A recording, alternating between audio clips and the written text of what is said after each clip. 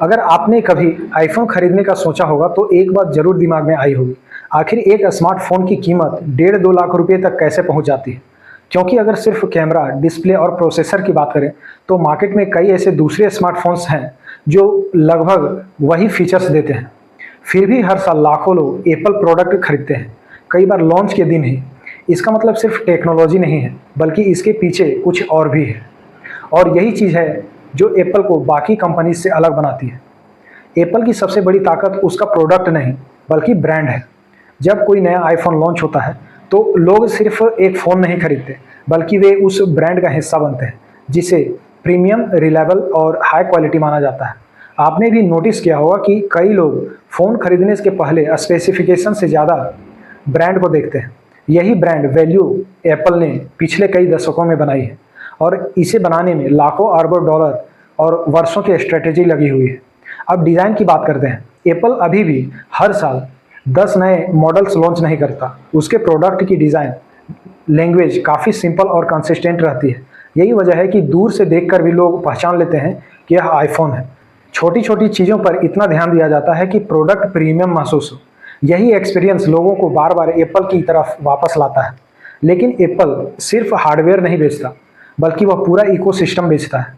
अगर आपके पास आईफ़ोन है और बाद में आपने मैकबुक, आईपैड या फिर एप्पल वॉच या फिर एयरपैड्स ले लिए हैं, तो ये भी डिवाइस एक दूसरे के साथ बहुत आसानी से काम करते हैं। फाइल्स शेयर करना हो, कॉल रिसीव करनी हो या फिर फ़ोटोज़ सिंक करना हो, सब कुछ लगभग अपने आप हो जाता है। अगर आपने कभी एप्पल इकोसिस्टम इस्तेमाल किया हो, तो शायद आपने भी महसूस किया होगा कि एक डिवाइस के बाद दूसरा डिवाइस इस्तेमाल करना काफ़ी आसान लगने लगता है। यही वजह है कि एक बार एप्पल का यूज़र बनने के बाद लोग जल्दी ब्रांड चेंज नहीं करते हैं। अब मार्केटिंग की बात करते हैं, क्योंकि यही एप्पल का सबसे बड़ा मास्टर स्ट्रोक है। आपने शायद ही कभी एप्पल को 50% डिस्काउंट या फिर बाय वन गेट वन जैसी कैंपेन चलाते हुए देखा होगा। कंपनी अपने प्रोडक्ट को रेयर और प्रीमियम बनाए रखती है।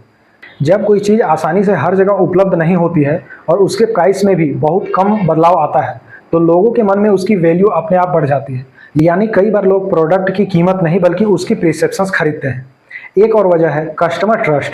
एप्पल प्राइवेसी और सिक्योरिटी पर काफ़ी जोर देता है। सॉफ्टवेयर अपडेट कई सालों तक मिलते रहते हैं, बिल्ड क्वालिटी मजबूत होती है और सर्विस नेटवर्क भी लगातार बेहतर हुआ है। इसलिए कई लोग इसे सिर्फ एक स्मार्टफोन नहीं, बल्कि लॉन्ग टर्म इन्वेस्टमेंट की तरह देखते हैं। हो सकता है कि शुरुआत में प्राइस ज़्यादा लगे, लेकिन कुछ यूजर्स के लिए लंबे समय तक इसलिए इस्तेमाल करना भी बड़ा रीज़न होता है। और हाँ, एक साइकोलॉजिकल फैक्टर भी है। जब कोई ब्रांड सालों तक खुद को प्रीमियम पोजीशन पर रखता है, तो धीरे धीरे उसके प्रोडक्ट एक स्टेटस सिंबल भी बन जाता है। यही कारण है कि कई लोग आईफोन सिर्फ फीचर्स के लिए नहीं खरीदते, बल्कि ब्रांड एक्सपीरियंस के लिए खरीदते हैं। मार्केटिंग की दुनिया में इसे ब्रांड पोजिशनिंग कहा जाता है, और एप्पल इस स्ट्रेटेजी का शायद सबसे बड़ा उदाहरण है। लेकिन इसका मतलब यह नहीं है कि हर किसी को आईफोन खरीदना ही चाहिए। अगर आपकी ज़रूरत किसी दूसरे स्मार्टफोन से पूरी हो रही है, तो वही आपके लिए बेहतर ऑप्शन हो सकता है। टेक्नोलॉजी में सबसे अच्छा प्रोडक्ट वही होता है जो आपकी ज़रूरत और बजट दोनों के हिसाब से सही हो। प्रीमियम ब्रांड होना और बेस्ट वैल्यू होना दोनों हमेशा एक ही बात नहीं होते। एप्पल ने सिर्फ स्मार्टफोन्स नहीं बनाए, बल्कि एक ऐसा ब्रांड बनाया है जिस पर करोड़ों लोग भरोसा करते हैं। शायद यही वजह है कि लोग उसके प्रोडक्ट की कीमत से पहले उसके लोगों को पहचानते हैं। टेक्नोलॉजी बदलती रहेगी, नए फीचर्स आते रहेंगे, लेकिन एक मजबूत ब्रांड बनाने की कहानी हमेशा बिजनेस की सबसे बड़ी सीखों में से एक रहेगी। अगर बजट की कोई लिमिट ना हो, तो क्या आप आईफोन खरीदेंगे या किसी दूसरे ब्रांड को चुनेंगे? और सबसे बड़ी वजह क्या होगी? कैमरा, परफॉर्मेंस, इकोसिस्टम या फिर ब्रांड? कमेंट में ज़रूर बताएं। और अगर आपको ऐसे ही टेक्नोलॉजी, बिजनेस और ब्रांड स्ट्रेटेजी से जुड़ी डॉक्यूमेंट्री वीडियोज़ पसंद है, तो वीडियो को लाइक करें और चैनल को सब्सक्राइब जरूर करें। धन्यवाद।